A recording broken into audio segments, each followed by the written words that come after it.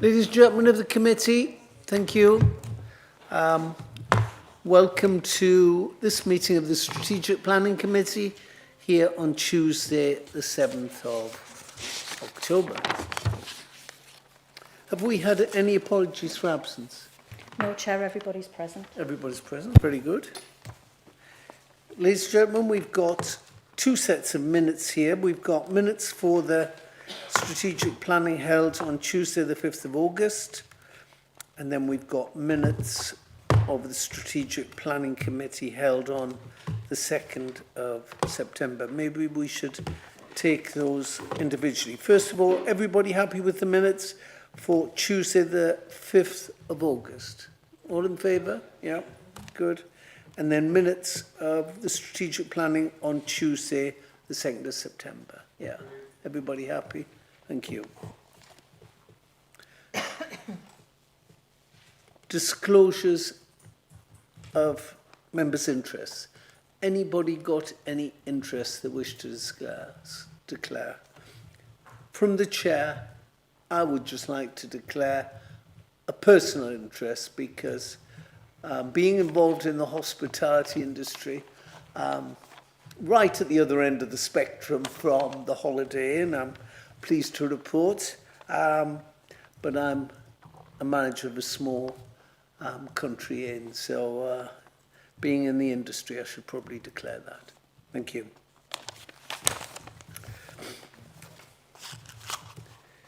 So, determination of planning applications themselves. Just got one application this afternoon, and as is the norm, I'm just going to briefly run through the procedure that we go through. So, as chair, often I introduce the application, ask the members if they've seen any site visit videos. Then I ask our planning officer to give us any updates, changes to recommendations, and to present the report. We then have a public speaking slot, 5 minutes for objectors, up to 5 minutes for a local member, parish councillor, county councillor, and then 5 minutes for the applicant or a supporter. The members of the planning committee are then invited to ask questions to our planning officers, and then we debate the application, ask for a proposal, ask for a seconder, and then we carry out the debate, and then we vote by a majority decision. So, ladies and gentlemen, without any further ado, the application I'd like to... First, if that's okay. Yep, fine. The application I'd like to put before you this afternoon is an additional second floor bedroom block to the northeast wing with provision of solar panels units to the bedroom block flat roofs. That's both the northeast wing and the south wing. And this is at the Holiday Inn, Fisher Lane, Seaton Burn, Northumberland. And I'm not going to ask our planning officer to present his report. I'm going to hand over the reins to Rob Murphy. Rob, over to you, sir. Yeah, thanks, Chair. I should say something first by way of introduction. This application is neither large scale or particularly controversial. However, it is in a greenbelt location, which means that technically it has the ability to be what we call a departure from the local plan. In other words, the local plan gives you the basis for making decisions, and this is outside that. Just as a second update, I can formally confirm that our local plan is up to date and therefore continues to form the appropriate basis for determining planning applications. We will keep you up to date on this because certain provisions of the new National Planning Policy Framework have meant that a very large percentage of local authorities no longer have an up-to-date local plan. Thank you. Thank you very much, Rob. And now I would like to ask our planning officer, James Atkinson, to present his report. James, over to you, sir. Just one update for the application. So we have had an informal consultation with National Highways, who have asked that we attach a further condition on the application relating to a pre-commencement condition for a construction traffic management plan, and nothing else beyond that. If we could put the presentation on. So, as mentioned, the application's for an additional third-storey bedroom block located on an existing hotel. The proposal site itself is located off exit 80 of the A1 via the Seaton Burn roundabout, and as mentioned, it is located in the green belt. The site itself is around 6 hectares, with about 1.8 hectares of that being taken up by the actual built form of the existing hotel. Although it sits on its own, it is part of a wider complex located off that roundabout, which consists of a small service area, including a petrol station, an associated shop, a small fast food restaurant, and a small hotel, together with associated parking. Beyond that, the area immediately surrounding it is all agricultural land and woodland. Currently, the site itself consists of 151 bedrooms, employing 21 full-time staff, and it's serviced by 201 parking spaces, with the proposal not changing the amount of parking included. So the application itself relates to 38 additional new rooms. As mentioned, all these are located along the northeastern wing, essentially being placed on top of the existing build form of the hotel. The total floor space of this will be around 1,391 square metres, and it's expected that this will lead to a further 8 full-time jobs located at the site. Renewable energy also forms quite a large part of the proposal. So it includes 548 solar PV panels, all located on the roof, on the addition along the northeastern wing, but then also along the southern wing of the hotel as well, encompassing the entirety of the roof. No additional EV charging bays are proposed as part of the application, so the only renewable factor is the solar panels themselves. The elevations of the proposal show that the design does largely mirror the existing built form of the hotel. However, there is a departure with the materials they proposed, going to a reinforced panelling as opposed to brickwork as existing on the existing hotel. This does create a distinction between the old and the new, particularly with that additional floor on there. However, there are elements of that included in the existing hotel, the wider complex, and also it does help to break up quite the blocky existing build form of the hotel. It is itself quite a utilitarian building with very limited architectural value. So the addition seems to follow the line with that and continue on the existing build form of the hotel. And then showing the other elevation there. In terms of site photos, so that's just showing the existing presence of the hotel there and the brickwork. The extension is going above that elevation, as you can see there, and then also just showing the access arrangements. So it is a controlled access with a barrier in place. And then this is the wing itself, which will be expanded. Showing a few angles of that, and within the wider context of the site as well, and the parking. The parking largely wraps around the existing build form of the two wings of the hotel, containing the bedrooms, with the reception area and the facilities of the hotel being located centrally. And again, another example of the parking there. The surrounding context of the site, so it is largely well screened by woodland and tree lines. However, it is quite open towards the rear, and as mentioned beyond that, that's just agricultural land and fields. Yeah, if you're alright, just to pop back on there. Thank you. So yeah, essentially the main considerations are its greenbelt location. Generally, it's around a 26% volume increase on the existing build form. When we consider greenbelt, that will be deemed to be subordinate as an addition. And as mentioned, other factors, parking is not materially changing. We have consulted with our highways team and they have recommended a condition around improving the connectivity of the site. So a footpath is proposed by way of condition. There's also a proposed cycle shelter to be included on the site as well. But it is obviously due to the nature of its location, a very car-heavy site, and that's reflected in the number of parking spaces. The other factor with this as well is that it does fall within the zone for coastal mitigation. So the recommendation made brought to the meeting today is subject to an agreement there for a payment towards coastal mitigation of £5,423, I believe. 63, sorry. And yeah, that's it for the application. Thank you very much indeed.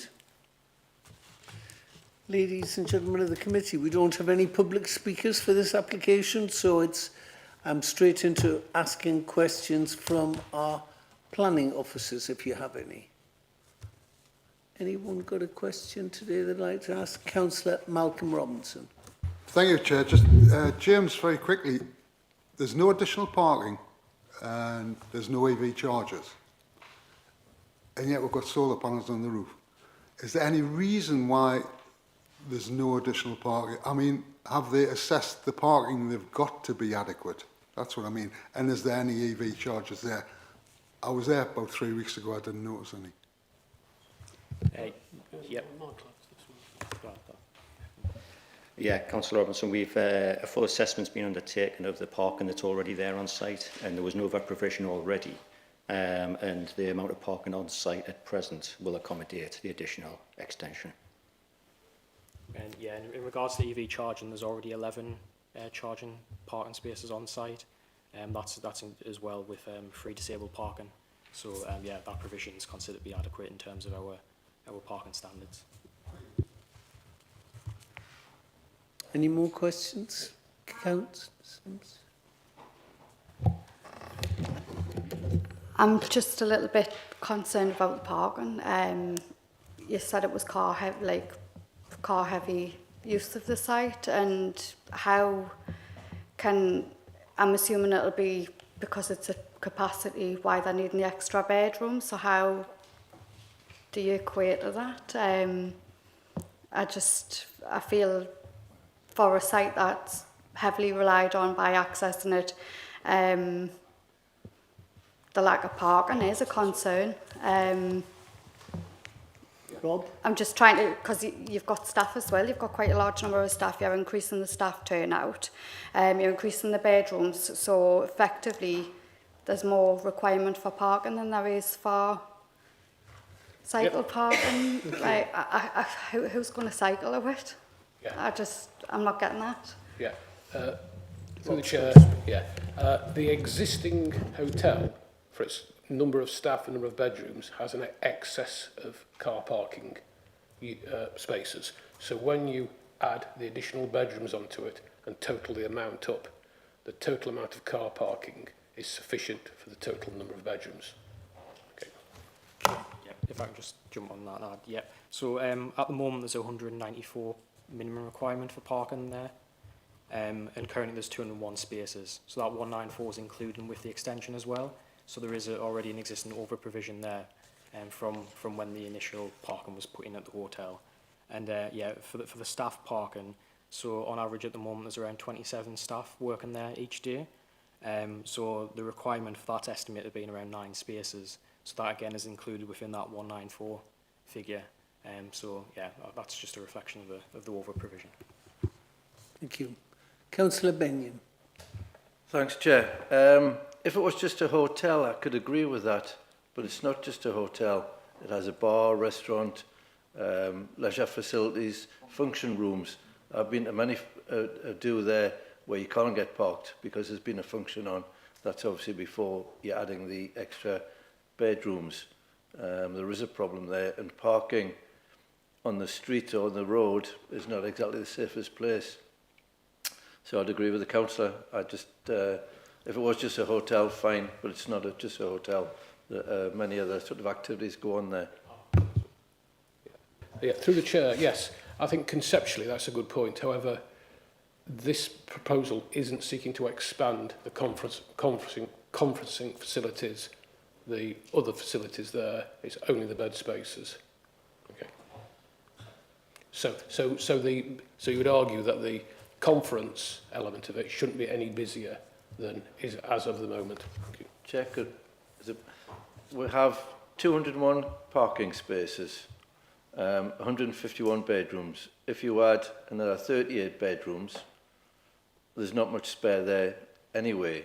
Even if they don't increase leisure facilities or conference things, if you get 100 people there, you're not going to have the car parking spaces. Yeah. I'll just restate the case that when we design the requirements for developments such as hotels, we have a way of calculating how many parking spaces are required, and that's how we justify them and require them, and the provision is in excess of our published requirements. So it would be very difficult for us to argue without any firm basis for a figure in excess of that. Thank you. Councillor Daniel Carr. Just checking, Chair, was there any late feedback from any of the neighbours or the parish council? Any comments received? Nothing. To feedback? No. Okay, right. Any more questions from the committee members?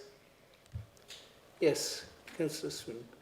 Can I just ask, with regard to the, there is some provision in there for improving the pedestrian cycle routes. Do the pedestrian cycle routes link into anything else beyond the site, other than the garage and shop, etc.? Is there a network beyond that, or is it just literally linking those two sites together? Proposed as part of this, it would just be a direct link onto sort of the old Great North Road, which is from the access point of the hotel, just basically straight out onto the road there. Currently, I don't believe there is a pedestrian access, so this is looking to rectify that. Beyond that, I think there is limited pedestrian routes, but it's not substantial, I don't believe. All right, Martin, happy with that answer? Well, clearly it could be better, but probably with regard to this application, probably can't take it much Yeah, further, I suspect. Can I just check it's okay? It's an interesting question, but what this is doing is, if we assume that long-term there've been aspiration to improve pedestrian cycle routes in all parts of the county, this is making sure that this opportunity is being taken to make sure that this development in itself, within its own site boundary, includes provision. Thank you. Councillor Hume. Yeah, thank you, Chair.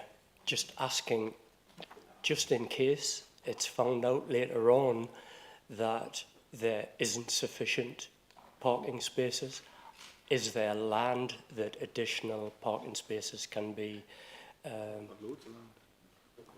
given to, and is that taken into account in this proposal? Yeah, so as mentioned, the characteristics of the site, the majority of it is undeveloped, so there is potential scope there for increases. At the moment, it's undesignated, so as mentioned, there are the 201 parking bays there. Beyond that, there are grass fields and a lot of flat area there, but obviously they're not specific parking areas. But there is scope there for the site to then be later expanded should that be required. So it's not limiting scope by the characteristics of the site in that nature. But yeah, as mentioned, with the parking standards, where we adhere to what they are within the local plan, and that's been assessed as part of the consultation period, and it's been assessed and confirmed that it does meet that. I realise that there are extra, well, it's green belt, isn't it? And that would be my contention, or my problem with that, taking up green belt. Yeah, the green belt certainly would be a factor there, but it would be a case of where we'd have to assess it as and when an application may come in, and again it will be a case of appreciating factors such as it being an already developed site and that it'd be a facility to support that. But we couldn't say at this stage. I'm afraid it would have to be a case of looking at it as the application would then come in. Yeah, thank you. No more questions, ladies and gentlemen. Could I ask for a proposal? Councillor Stewart? The officer's recommendation with conditions, please. Thank you. Anyone like to second that? Councillor Susan Fairless-Aitken, thank you very much indeed. Anyone like to speak to the proposal?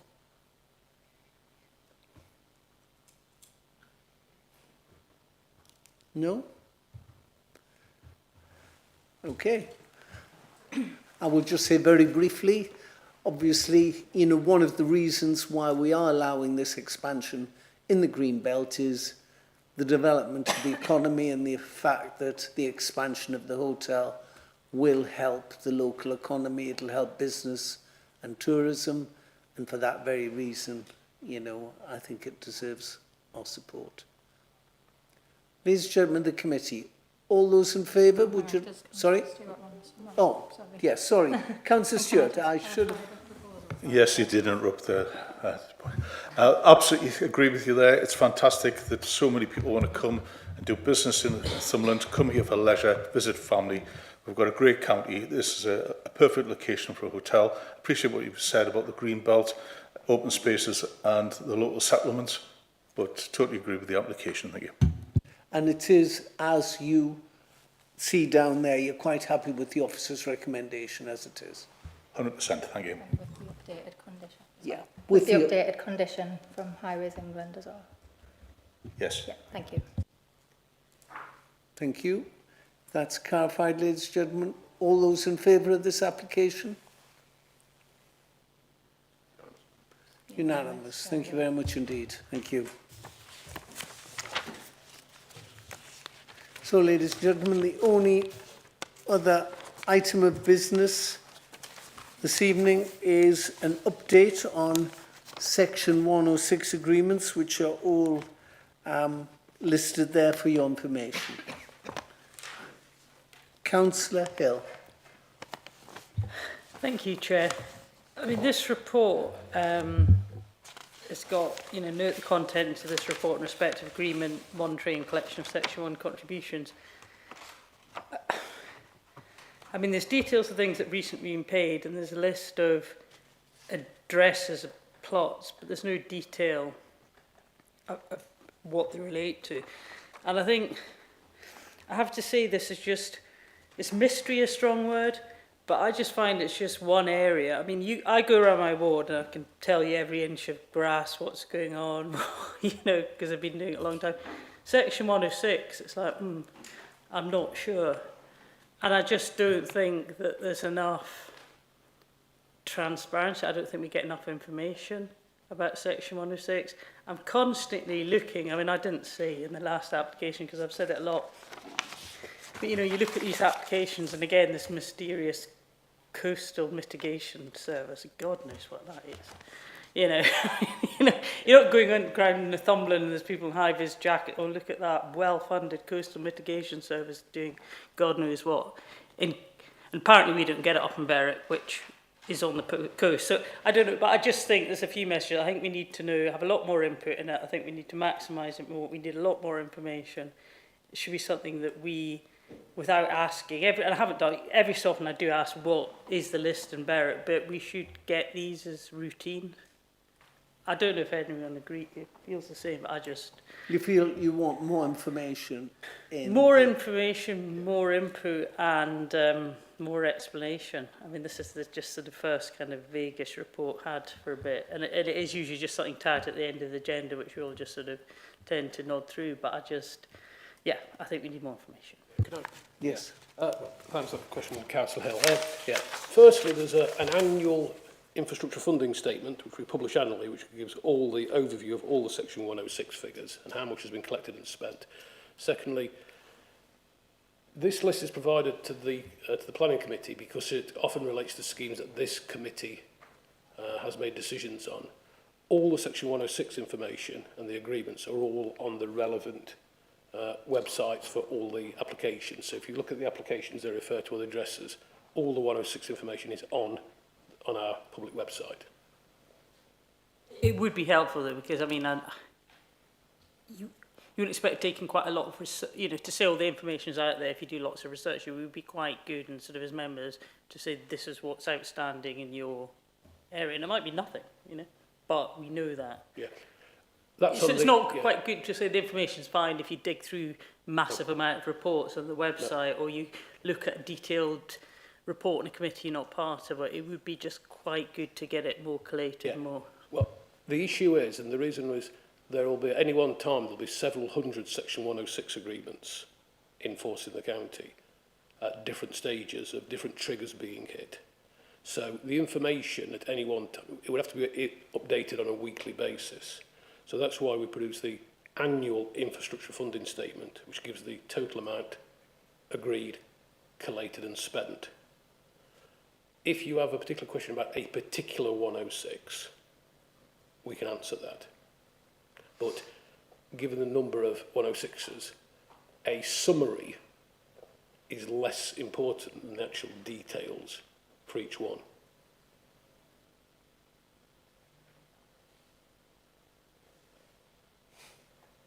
What I'll do is I'll email round all members of this committee the link to the annual statement which we produce each year, which gives an overview of this, and it is broken down by the former lack areas to make the information more digestible about amounts collected in the different parts of the county. Yeah, I think that would be useful. Are you happy, Councillor Hill? No, I'm sure you're not. I appreciate. I mean, it's complicated. I just can't help feeling that, and members' input as well. So if putting a very simple thing, a developer 50,000 for play this equipment or something, then where's needed, where the gaps are, and the kind of thing that the local member would have that awareness of, to have that sort of it's having that input as well, rather than the awareness. This is a different question. And we collect 106 according to protocols with all the infrastructure providers. So in other words, we calculate how much is needed for the NHS by protocols we have with the NHS, and that approach is set out in the local plan. So it's to a formula. It isn't by a selection process in each application. Were we going to have some training? Well, the one thing I was going to say, add on is when I did my member training on introduction to planning, my final slide, or my penultimate slide, listed areas of detail that we could have more training on, which included enforcement, 106s, heritage, transport planning, and 106 is something that perhaps a session on how we negotiate, monitor and collect and spend 106s would be perhaps the first session to run. Just a final point, do we have any input? I know it would be set down certain guidance that in the formula. Is there any room for us to tweak the formula, or is it set at some national? When we adopted the local plan, that was subject to what was called a full plan viability assessment. Okay. In other words, we looked at the levels of growth set out in the plan, how many new houses, etc. And then what the planning inspectorate asked us to demonstrate was how much the infrastructure implications of that was and whether or not that was affordable. And it's that when you run through all the figures, does things like it ends up giving you the different percentages we can ask for affordable housing in different parts of the counties, which is based on the different market strengths there as well. So this time, since we're the local plan, it has been to a formula which was part of the local plan. Decisions previous to the local plan were done on a much more sort of, I wouldn't say ad hoc, but they were done very much on a case-by-case basis. So decisions pre-2022 were more sort of by negotiation.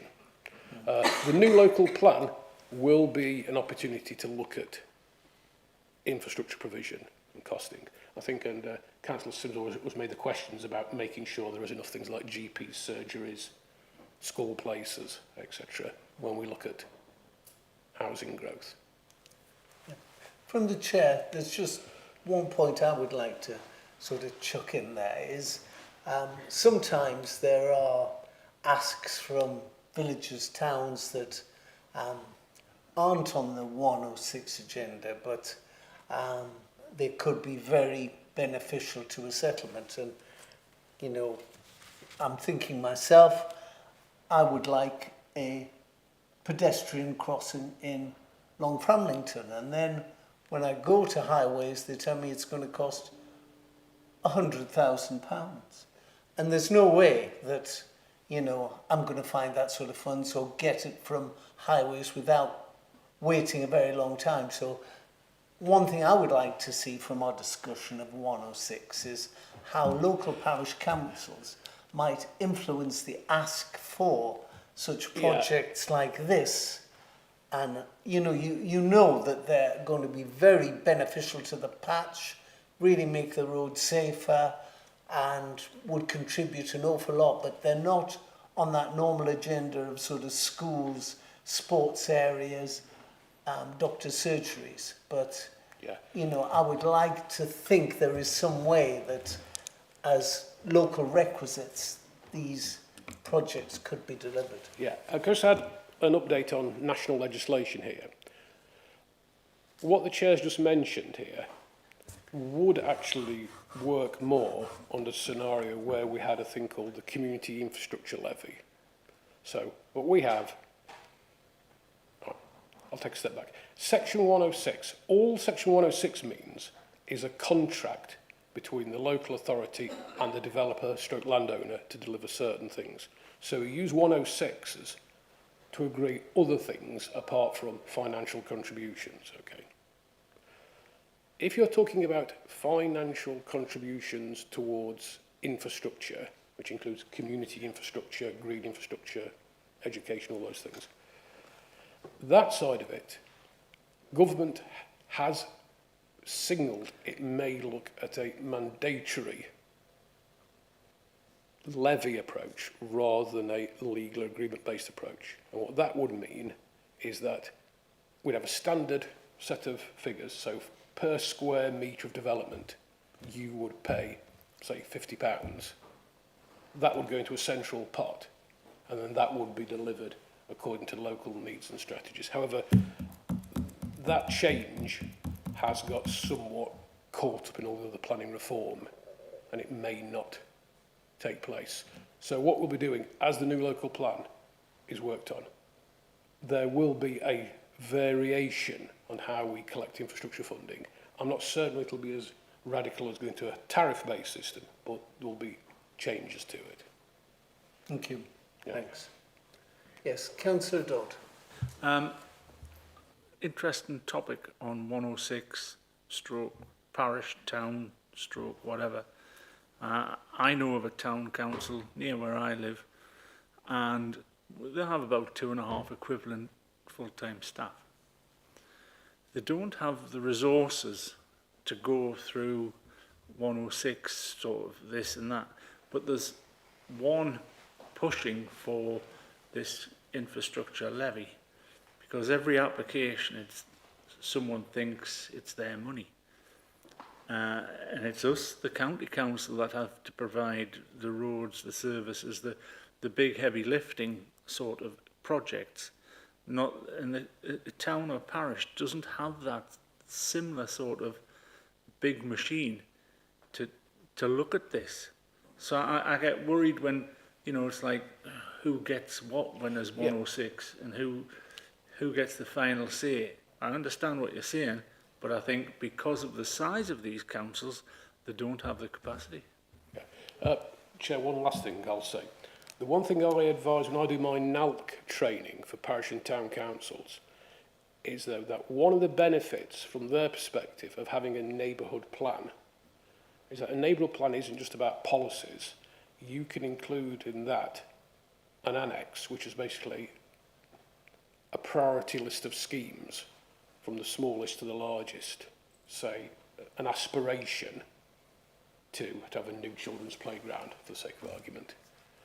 And the benefit of that is that will be a publicly consulted on and discussed list of interventions, and that can be useful if there are other funding streams, particularly, say, if 106 is looking at community facilities, to have a ready-made, let's call it a shopping list ready. Yeah. And that's the way, really, of getting leverage in on the point that Councillor Hill's made about local member involvement. And you can include in that local community involvement in identifying things they would like to see happening. Excellent. Thank you. Did you get that, Councillor Hill? Excellent. Thank you. Councillor Malcolm Robinson. Thank you, Chair. Rob, this, when we're talking about 106, with the advent of the affordable housing ask, has that in any way diluted the community gain that we used to see out of 106? Yeah, and that's a well-framed question for perhaps not the reason you're thinking. There is not meant to be gain. It is not meant to be a fund generation exercise, the 106. How it is done, it's meant to offset harm. So in other words, harm can include you build a school when there's enough children for it. If you grant permission for, say, 2,000 houses, you could be a situation where the local school hasn't got capacity. Because there are competing needs in the Section 106, this is why we've got the protocol now, is that, I'll put this clearly up, it's a cake which is a fixed cake, and affordable housing takes money out of it, NHS requirements, education requirements, highways requirements, open space requirements, community facilities requirements.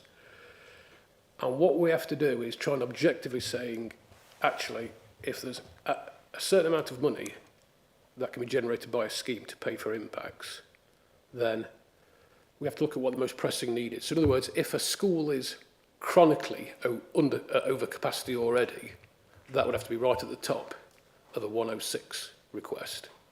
But if it was just a case of the school was going to be within acceptable boundaries of capacity, even though the local school may want money, say, to do things they want to do, we couldn't argue for it if it didn't actually cause a demonstrable impact on it.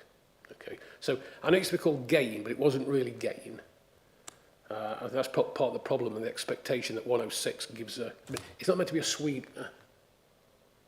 It's meant to be just like a planning condition, something that's necessary to make the impact acceptable.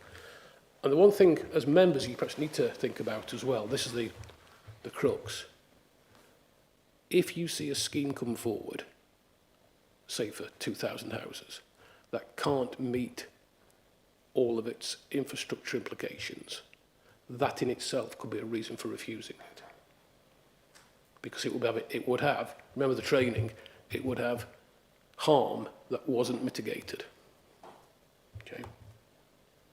I do think, and Councillor Hill's question started this off, I did add this one of my areas for a training session, so for new members and not so new members, probably useful to have a session on this. Yeah, I think so. Useful. Thank you, ladies and gentlemen. The Chairman has no urgent business. I would like to thank you for your attendance today.